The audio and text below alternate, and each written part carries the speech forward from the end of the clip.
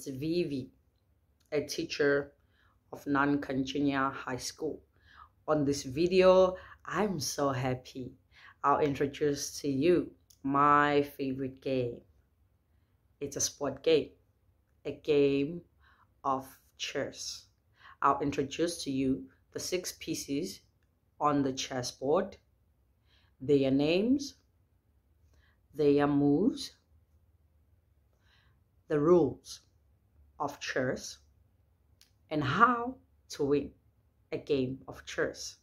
Now let's start by looking at the history of chess. How did it begin? And thereafter, we unbox a brand new chessboard game that I bought here in Taiwan. I can't wait. Let's check out. This story happened so long ago that no one can remember the year. In those old days, India was often attacked by enemies. One evening, the ruler of the country, called Raja, was sitting in the garden with his vizier. Raja was thinking about a coming battle. What are these amazing figures? Why are they of different colors? Why have they formed ranks? Have you come up with a new pastime, vizier? It's a fascinating game, master. But it's not just fun. It will teach you how to map plans, win battles, and perform heroic deeds. Just remember that your intentions must be pure, and your thoughts must be sharp. This way, your army will become impregnable. Will it always be like this? It will always be like this, master. We'll call this game chess. It combines the power of science, art, and sports. The one who masters it becomes invincible.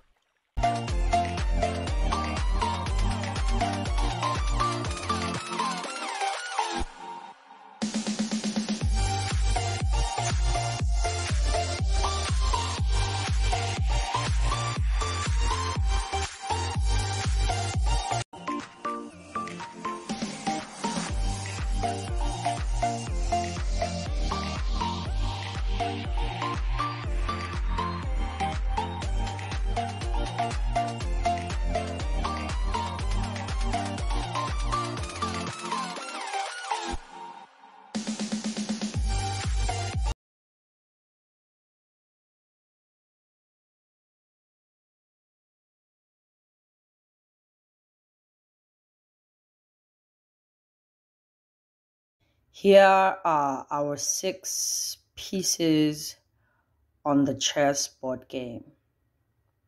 These are our 6 pieces. We will look at our pieces one by one. Number 1, pawn. This is called a pawn.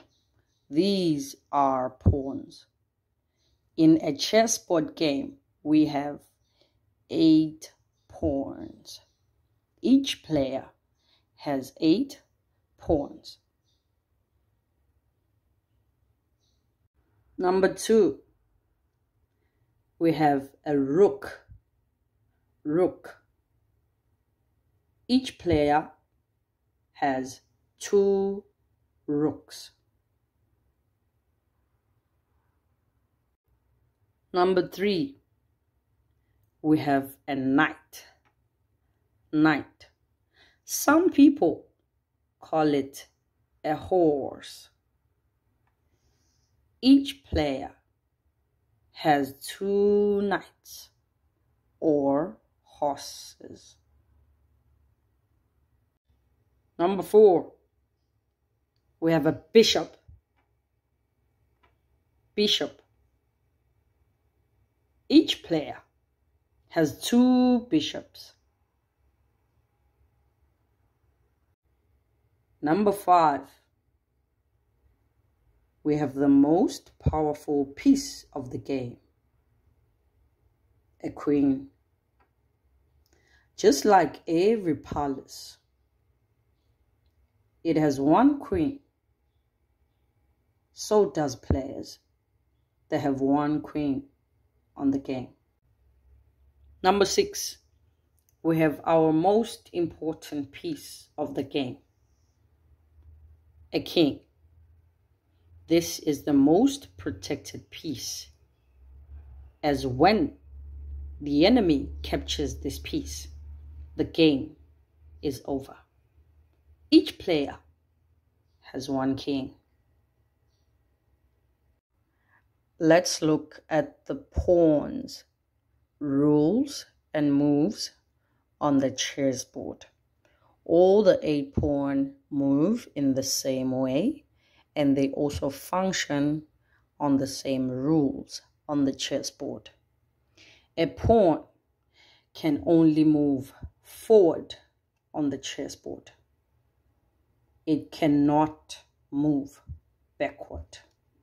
So once you move a pawn forward, you cannot take it backwards.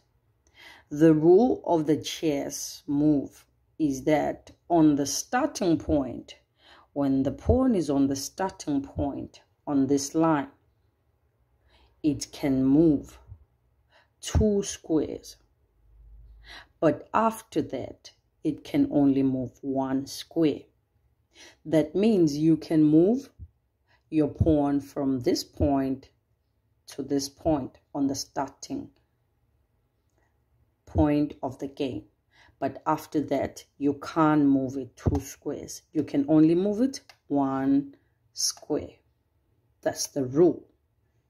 A pawn attacks pieces that are on its diagonal side or square.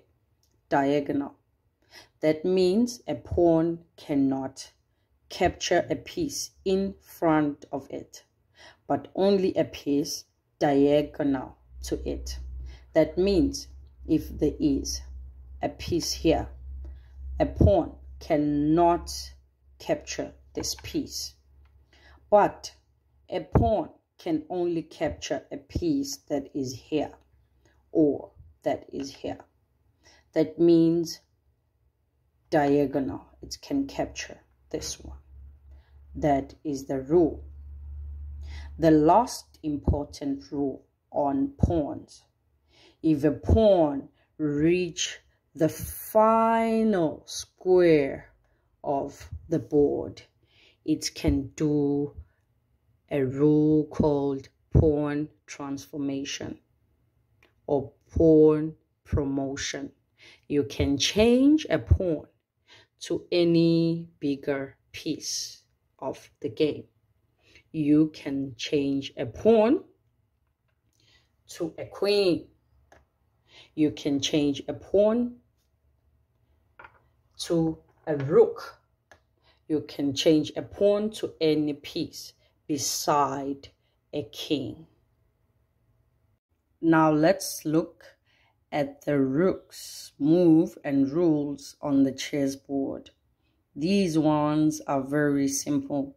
They are placed on the last squares aside the board. That means this one is placed on the last square on the left side of the board, and this one is placed on the last square on the right side of the board. And how do they move? They move horizontally and vertically. That means a rook can move this way or this way. As long as the square on the board is empty, it can move up to no limits.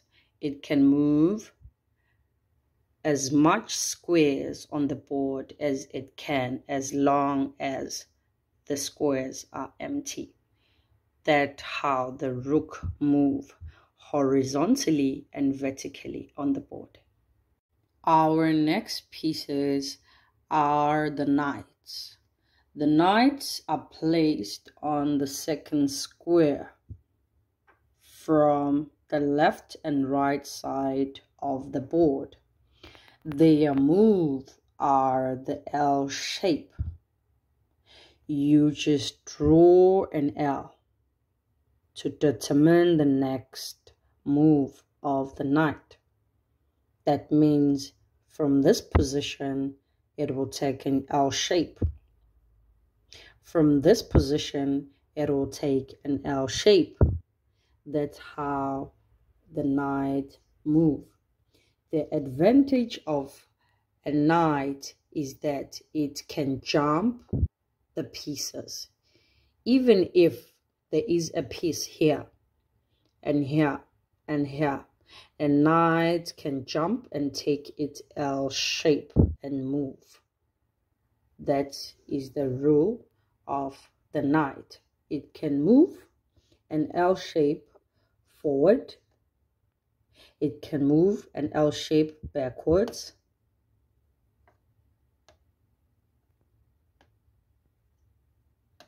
Aside, forward, backwards, jump pieces as well. That is the rule of the knight. Now let's look at the bishops. These ones are easy too. They will be placed on the third square aside the board. They move diagonal. One bishop take one color of the square on the board. This one will take a black color square of the board. This one will take the white color square of the board. That means this one can move diagonal